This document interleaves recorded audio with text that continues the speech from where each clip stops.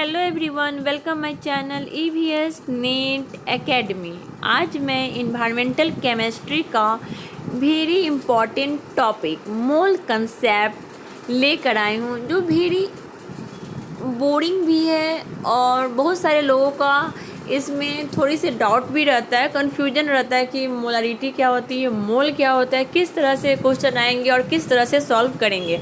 और every year no doubt every year NTA यहाँ से क्वेश्चन पूछते ही हैं। अगर इस टॉपिक को आप स्किप करते हैं तो आपका JRF की चांसेस भी स्किप होती है। इसीलिए मैं चाहती हूँ इस टॉपिक को आप सीरियस लें और अच्छे से कंसेप्ट को समझें, और मैं ट्राई करूँगी आपको इजी वे में कंसेप्ट को समझाने की कोशिश करूँगी। ओके, तो without any further delay let's start today topic. तो मैं यहाँ क्या की हूँ, फर्स्ट ऑफ ऑल मैं कोई भी केमिस्ट्री अगर आप पढ़ते हैं तो केमिस्ट्री पढ़ने से पहले आपके पास एक पीरियोडिक टेबल होनी चाहिए, जिसमें एलिमेंट का कुछ एटॉमिक नंबर, इम्पॉर्टेंट एलिमेंट का एटॉमिक नंबर आपको लर्न कर लेनी चाहिए।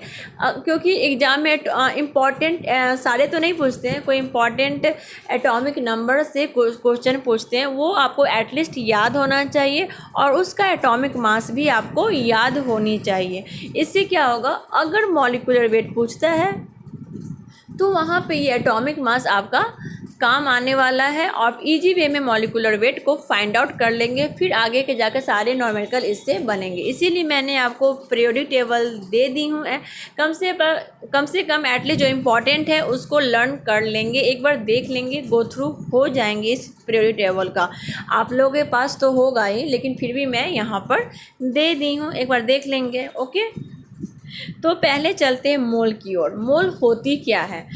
The mole symbol, mole is the unit of amount of substance in the international system of unit.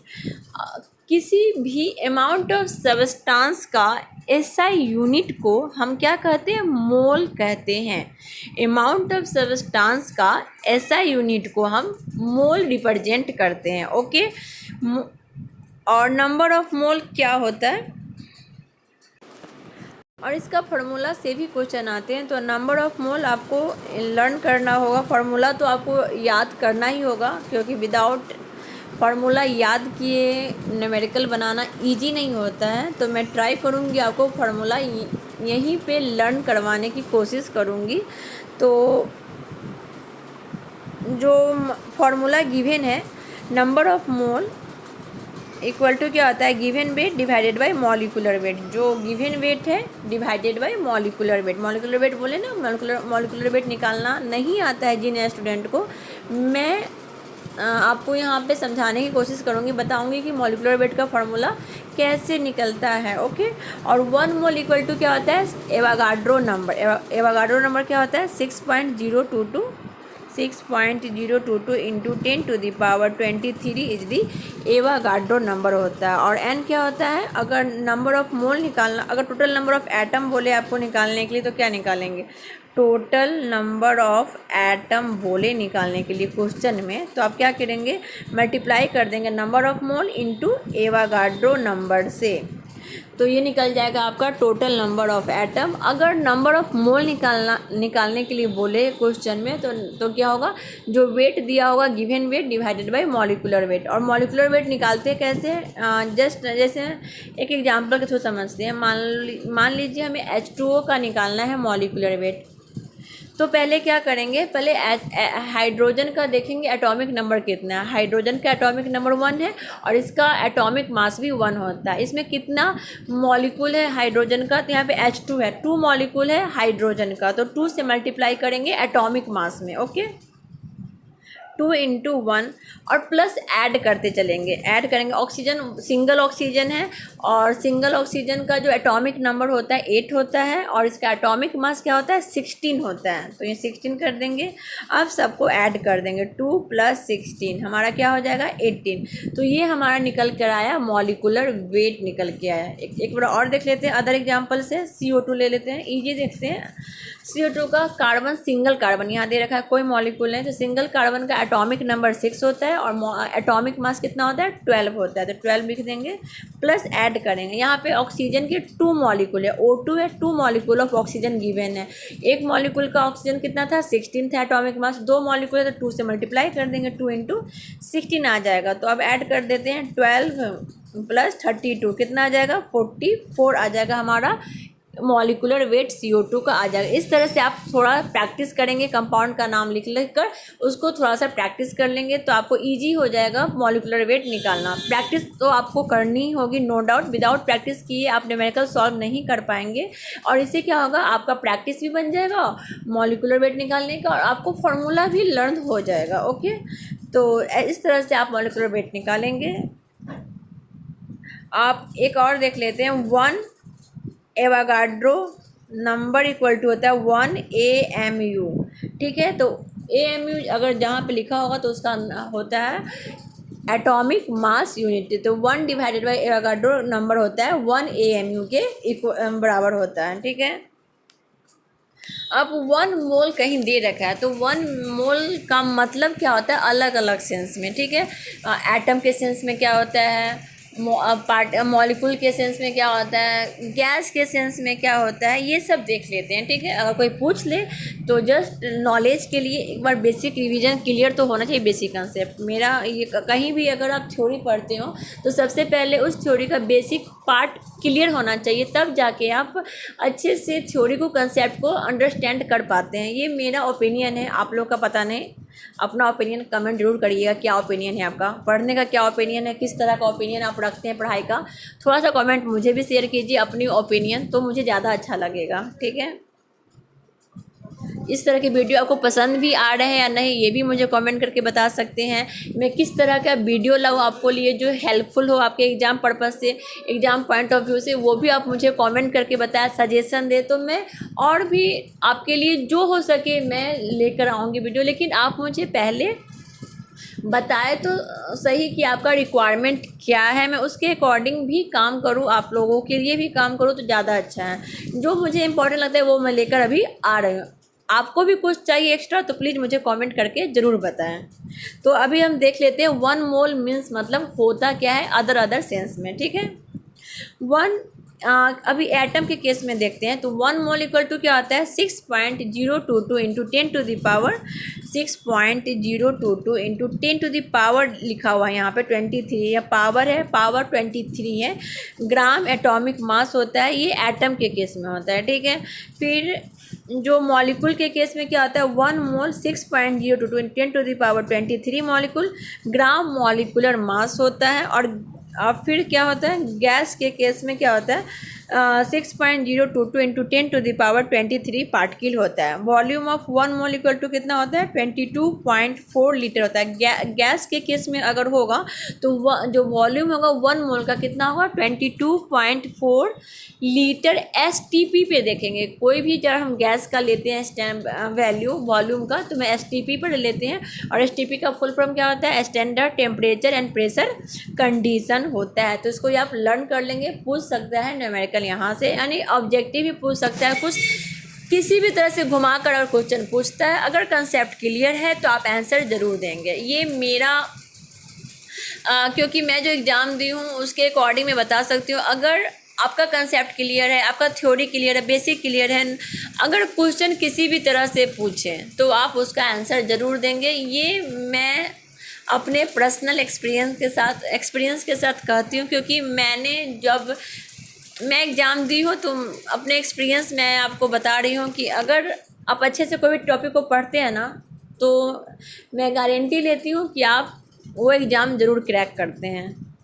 तो क्वेश्चन देख लेते हैं कि अगर हमें पूछे नंबर ऑफ़ मोल निकालना, कोई वैल्यू दे दे और हमें पूछे कि नंबर ऑफ़ मोल क्या है और नंबर ऑफ़ एटम क्या है, अभी तो मैं जस्ट पढ़ाई हूँ, उसकी थ्योरी में अप्लाई कैसे करेंगे, न्यूमेरिकल को बनाएंगे कैसे, इसको भी देख लेते हैं। अगर इन द केस क्वेश्चन पूछे तो आप उसको आंसर दे दें। ओके, तो मैं यहाँ एक क्वेश्चन लेकर आई हूँ, आप भी ट्राई करेंगे उस क्वेश्चन को बनाने का। अगर आप चाहते हैं उस क्वेश्चन को बनाए वीडियो के साथ ही तो आप क्या करेंगे, अपने वीडियो को पॉज करेंगे और ट्राई करेंगे उसको सॉल्व करने की। ओके, ये क्वेश्चन आप देखते ही क्या करेंगे, वहाँ पे जो आप अब देख रहे होंगे, जब वीडियो आप देख रहे होंगे तो आप क्या करेंगे, वीडियो को आप पॉज कर देंगे कुछ मोड में, और क्वेश्चन को पढ़ने की पहले आप खुद से कोशिश करेंगे। अगर समझ नहीं आता है फिर वीडियो को ऑन करके फिर समझेंगे, फिर पॉज करके इसको बनाने की कोशिश करेंगे। मैंने जो आपको फार्मूला स्टार्टिंग में बताई हूँ, जस्ट वो फार्मूला को खुद से अप्लाई करेंगे इस क्वेश्चन पे। अगर सॉल्व नहीं होता है तब जाकर आप वीडियो फिर से देखेंगे, लेकिन पहले खुद से ट्राई करने की कोशिश ज़रूर करेंगे। अगर क्योंकि मैं यहाँ एक्सप्लेनेशन नहीं दी हूँ, एक्सप्लेनेशन नहीं देने की मतलब यही है कि आप खुद से ट्राई करेंगे फार्मूला को यूज करके। फिर वीडियो में मैं कर रही हूँ, यहाँ पे अभी देख लीजिए, मैं बता रही हूँ कि क्वेश्चन पूछा है और कैसे इसको निकालना है। इसमें मैं आपको मॉलिक्यूलर वेट भी निकालना सिखाऊंगी, फिर से नंबर ऑफ मोल कैसे निकालना है ये भी बताऊंगी, नंबर ऑफ एटम कैसे, ये भी, ये क्वेश्चन में तीनों चीज़ आप सीखेंगे फिर से। तो आप सीखिए, फिर सिखाती हूँ। कॉपी पेन लेकर बैठ जाइए, सिखला रही हूँ। यहाँ पे कह रहा है गिवन 6 ग्राम ऑफ शुगर का फॉर्मूला क्या होता है, 6H12O6। Calculate the number of moles and number of atom. यहाँ पे दे रखा है कि शुगर का 6 ग्राम शुगर का क्या निकालना है, हमें मोल निकालना है और नंबर ऑफ एटम भी फाइंड आउट करना है। तो पहले क्या करेंगे, सबसे पहले जो शुगर दिया हुआ है उसका मॉलिक्यूलर वेट फाइंड आउट करेंगे।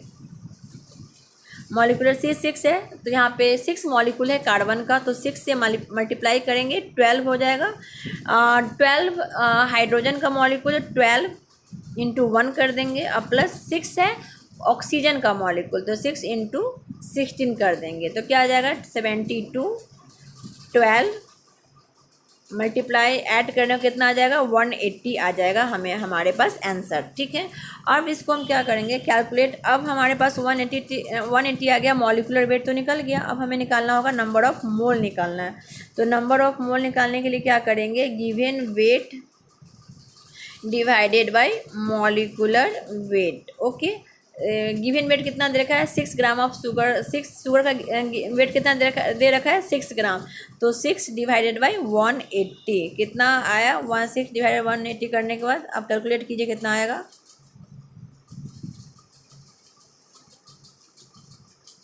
0.033 ये हमारा कितना क्या आ गया, नंबर ऑफ मोल आ गया। तो नंबर ऑफ मोल निकालना था, एक टॉपिक एक क्वेश्चन सॉल्व हो गया। अब हमें निकालना है नंबर ऑफ एटम क्या होगा। ठीक है, तो अब नंबर ऑफ एटम याद कर लेंगे। आपको मैं बताई थी नंबर ऑफ एटम क्या होता है, number of atom equal to क्या होता है, number of mole into Avogadro number, है ना यही। अब क्या करेंगे, नंबर ऑफ मोल हमारा कितना दे रखा है, और नंबर ऑफ मोल हमारा दे रखा है, अभी जस्ट निकाली मैंने, 0.033 इंटू 10 हो गया। अब एवोगाड्रो नंबर से मल्टीप्लाई करना है, 6.0022 10⁻23। अब जस्ट इसको मल्टीप्लाई कर दीजिए।